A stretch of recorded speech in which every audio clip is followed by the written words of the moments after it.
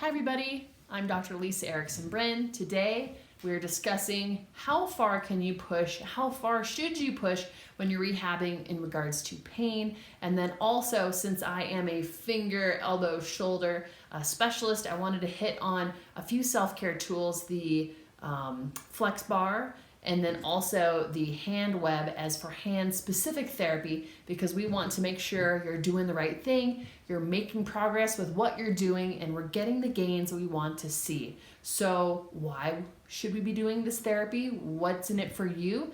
The goal behind our rehab is to find little chinks in our armor or weaknesses that we can strengthen out, kind of manhandle out of the situation here so that you are climbing at your very best. And when I start talking about injuries and weaknesses, I love this tool specifically because for those of you with finger and wrist issues, this is one of my favorite tools for teaching stability and control. And it seems like a very basic tool. It's made of rubber. I don't care as much about the brand. This is TheraBand brand, but there's also a bunch of non-name brands out there. Kando is one of them that is excellent. HealthyU.web is also another excellent place to get tools. But the goal behind these tools is that it's rubber, it provides resistance. So when we're twisting and torquing and resisting, it's putting a lot of load into your wrist that we need to counteract. So the goal behind the why of using these tools, the goal is to understand that we're trying to use our wrist with perfect mechanics, and we're trying to make sure that wrist stays perfectly straight. We're not doing any side bending unless we mean to. And then we're able to control that motion in 3D so that when you're out doing your favorite sports, be it climbing or tennis or guitar, whatever you love to do, that you're able to have that control and have less wear and tear. So when you're accidentally side bending your wrist or you're accidentally putting more motion into this area than you think you are, not a big deal if you're just doing one or two motions. But for those of you that are doing repetitive motions over and over, this can be the one bit that adds up and becomes a bigger and bigger problem until you have injuries. So jumping into the rehab, which I love to give you guys, the TheraBand is known for its stretches. However, we can use it for strengthening. So my favorite two exercises with this are smiles and frowns. So you just hold on to it and then we twist it into a smile, twist it into a frown, and the whole time we're doing this exercise, I only care about what does your wrist look like. So from a side view, I want to see that wrist staying nice and straight as we're using the flex bar. I don't want to see that wrist bending. So I don't want you to come into this position and be flexing it this direction. So this is straight, that is wrong. I don't want you to be curling it accidentally. So any unneeded motion in this plane or this plane or even that plane is something that we want to train out. So with these exercises, talking into terms of how many should you do, how much pain should you notice when you do them, especially if you're working through an injury, here's my guidance. First, we go through 10 perfect reps. And when I say perfect, my goal is that I want you to be mostly focused on the position of your wrist and not so much how much strength are you getting out of it, how aggressive can you grip the bar, how far can you twist the bar. That matters less than what is your control of your wrist, what does your wrist look like. The second thing I care as for a pain scale is what we've learned with sports medicine is it's entirely okay to feel a little bit of pain. We can actually make larger gains. If you have this injury you keep smacking your head against the wall with, it's entirely okay to push through it and feel it a little bit as you're doing your rehab. But here is my caveat to that. Your pain should not be more than a 2 out of 10 on the pain scale. It should go away very quickly, and when you're done doing your exercises, you shouldn't have any long-lasting side effects that make it feel puffy, swollen, tender, painful, aching, swelling. These are all symptoms that we overdid it or we did too many reps, or we started at too aggressive of a rehab. So with what tool to get, this is a red bar for TheraBand. It falls right in the middle. It goes yellow, red, green, and then the hardest is blue, and then I believe there's a black. For the average person that has a very major injury you're recovering from, yellow is the perfect starting point, and red is the next step up for that person. If you're someone that doesn't really have an injury, but you just want to get stronger, let's start you with a red, and then if we want to, we can move you to a green.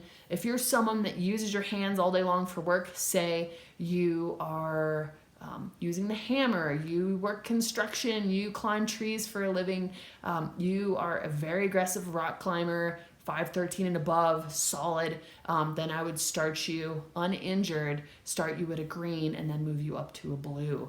So again, our biggest goal with this is controlling the pain, not having it get too high, and then also making sure that we're getting the gains we want in regards to stability, control, and getting that motion out of the wrist, not having to do things that we don't want it to do when we're not focusing on it.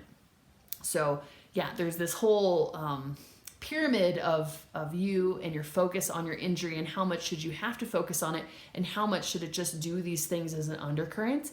And what we want is, at first, you've never done these exercises before, so you really need to focus on alignment and stability and positioning. You have to watch it and really control it, but after a while your body's going to be able to do that without you really focusing on it. And then we have to make it more challenging, like say have you standing instead of sitting, or holding it further out, or maybe standing on a wobble board, or something that distracts your mind just a little bit. But in the beginning, we just start seated. We go for 10 beautiful perfect reps, and the goal is just controlling that. And then once you have those 10 reps, we can start trying to go for 4 sets of 12 and see how we do there. And our goal within 2 to 3 months of this is to be able to go for 1.5 minutes without fatigue, nice and slow, twists back and forth to get where we're going. So I know that I said I was going to show you 2 exercises with this. The first one, smiles and frowns.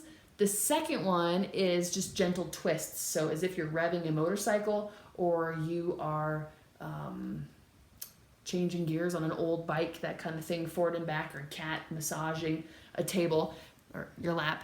And the goal with that is we want a nice straight motion of our wrist. We don't want any side bending. We want it to be on a straight plane. And then we also don't, some of you guys have clicking and snapping. It's okay if you have a little bit of clicking and snapping if that's not your area of injury.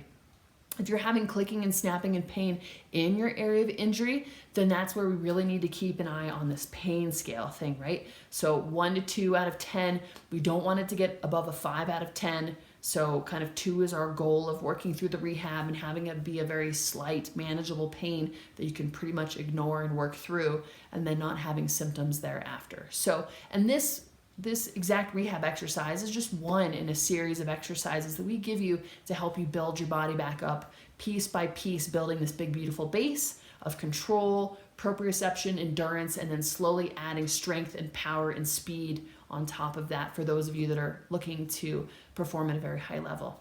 For the rest of us, we just want to be able to use our body for the long term, not have it wear out, and be able to enjoy it fear-free, right? A lot of us are very fearful about and that's why some of you guys are watching this video, is you're fearful of how far can I push myself and make gains versus hurt myself. So that hopefully that's where that pain scale comes in and helps you just a little bit.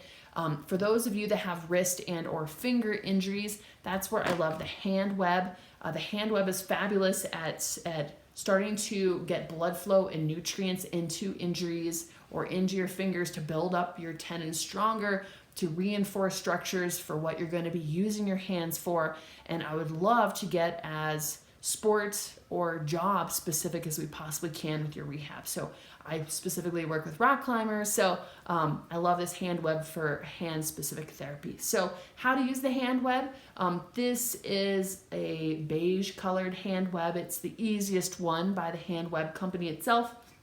So we merely just stick our fingers in there and we just start going back and forth, left and right, to start warming those fingers up. And this is something, depending upon how easy or hard your web is, this is something that you absolutely can start doing even with a harder web. And if you have caused an injury to a joint, I highly recommend starting with that joint on the other side of the web, so we're not putting load into it if it's a distal joint on your finger. So we just start with what we can, trying to bring blood flow and nutrients into these fingers and trying to get it to a pain-free area. And again, with this, I don't want it to be more than a 2 out of 10 on the pain scale. I want you to do it and have your hand, after doing your rehab, I want you to feel better. I want you to feel more flexible, more loose, more limber. If you're having the opposite effect, that it's feeling more touchy, puffy, swollen, then we have missed something and we have to go the other direction and be working on it. So usually for you guys that are working through pain, I say go for 4 minutes with your rehab at a 2 out of 10. If it's not feeling better after that, or if it's feeling worse after rehab, stop, discontinue, let's do other things instead, and then come back to it. I'm not saying stop for 2 months, do nothing, and wait for this thing to come around, because most of you guys taking time off doesn't help you to heal. It just creates more adhesions, inflammation makes things stuck together, which is a problem. So yeah, hand rehab exercise, we can pull left and right. We can also take those fingers and we can stick them through our hand web, and we can do finger opener closers. So we can do straight finger. So for those of you that have a pulley injury, or those of you that have pain when you are clenching your fist versus keeping a straight finger, we can still move those tendons and get blood flow into our hand without hurting it. So, and I just support it with my other hand as I'm doing that. So I would do 10 perfect reps with that.